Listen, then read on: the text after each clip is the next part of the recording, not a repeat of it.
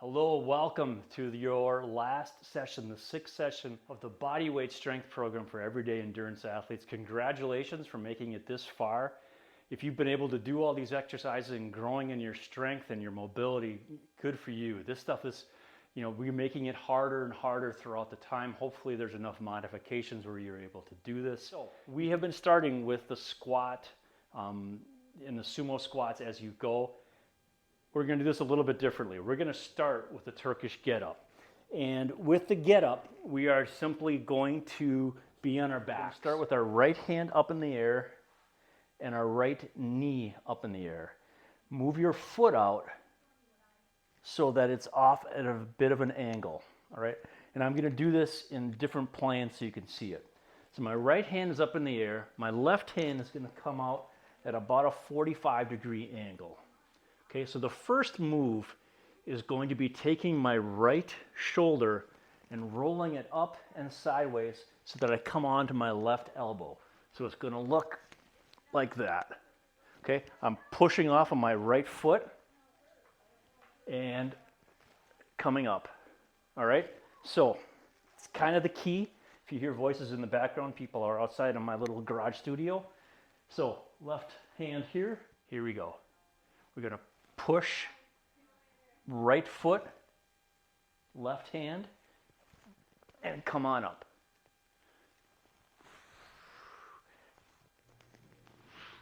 And back down. Okay? The ideal is to push up to a point where your knee doesn't roll in like that and you just simply are able to push all the way up. Okay? Your next step, though, is to bring your left hand and straighten it. Okay, now you're still looking at your right hand. You are going to lift up your hips and bringing your left leg underneath you. So I'm looking up here. I'm going to pick up my hips, drag my foot underneath, and I'm still looking up, but I'm bringing my left knee now underneath me. So I've got this base, and this is where you were last week doing the windmills.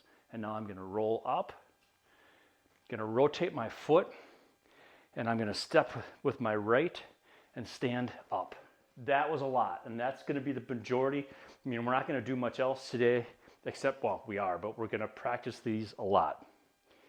All right, so now we're going to step back with our left foot, drop my back knee. So I'm going to come down into the lunge that we've been practicing. I'm going to flip my leg around. I'm going to do the windmill that we did last week. My left hand is going to come down. I'm looking up. And now we're going to build on the break dancers that we were doing earlier. So I'm looking up here. My left knee is going to come off the ground, and I'm going to bring it through, just like we did with the break dancer, but I'm going to sit my butt back down now. I'm going to bend my left elbow, and then I'm going to, with control and with pressure on my right foot, roll myself down into the original position. If I have a weight on my hand, I would bring it down. So we're just doing this completely body weight, which is way enough, and it's good practice. Okay, so now I'm going to have my left knee up, my right leg is extended, my left hand is up, my right leg is out, so my right arm is out. And I'm going to work on the same thing. I'm going to push with my left heel, roll up, and use my left elbow as a driver. So I'm going to come up and then come up on my hand. All right, so that's my first move. I'll do that on the other side.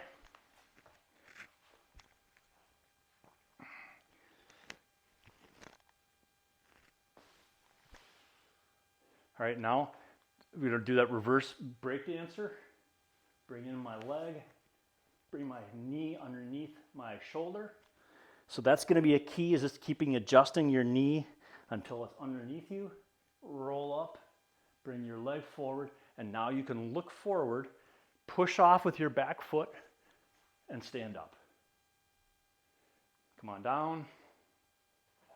Drop your back knee. Roll your foot under. Now I'm looking at my left hand again. My right hand is going to come down in the same windmill action we did before. I'm gonna do the break dancer, come through, sit my butt back down and bring my elbow down and slowly come on down. Now you can see that I'm no longer really on the mat because I keep rolling, and that's normal.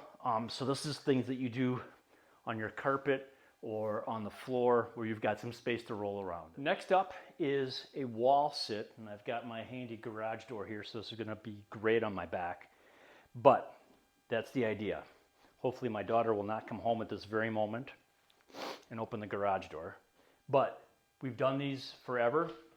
You are quite literally going to come down into a wall sit. Come down as far as you feel like you can. You can be at a 90-degree angle. Don't go less than 90.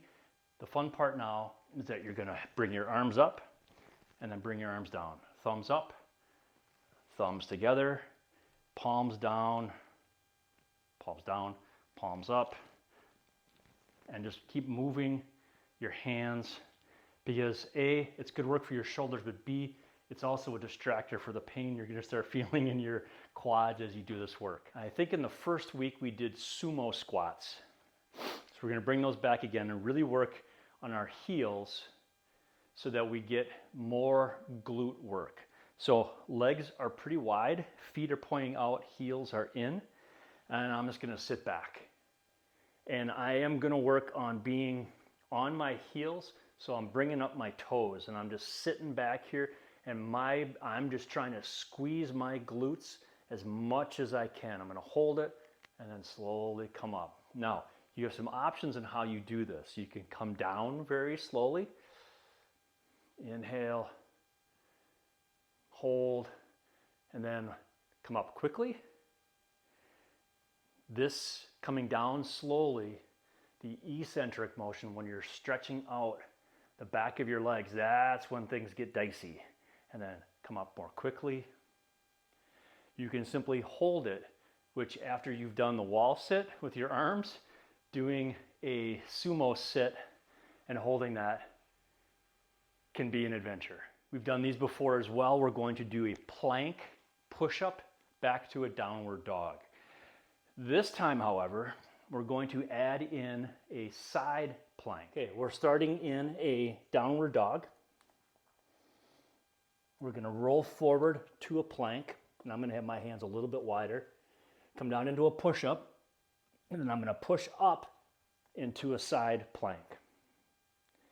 I'm gonna come back. You can do another push-up if you want, or push back to a downward dog.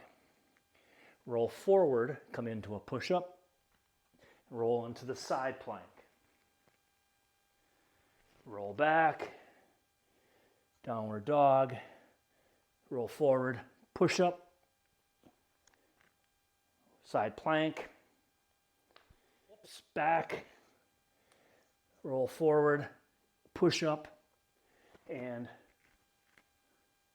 side plank. We're gonna finish though simply with bird dogs. And bird dogs start in a tabletop position. Hands are underneath your shoulders, knees are underneath your hips. And like we were doing with the planks, you're going to raise your left arm and bring your right heel back. So your toes should be pointing down and your heel is extended. So from here, that you can hold this, but you can also do curls where you are bringing your hand, opposite hand to, or elbow to your knee, and then extending yourself back. Inhale and exhale. You can also from here extend sideways and back. And then go to the other side. Same thing, extend right hand, left heel. Again, keep your toes pointing. Because as soon as you point your toes are pointing down. So make sure that you're extending your right arm, your left heel is back, so your toes are pointing down. When you start pointing your toes back, you start working different muscles, and we are trying to really focus on our glutes, and that heel up is going to focus your stress on that glute. Same thing with the curls. Same thing with the side extensions.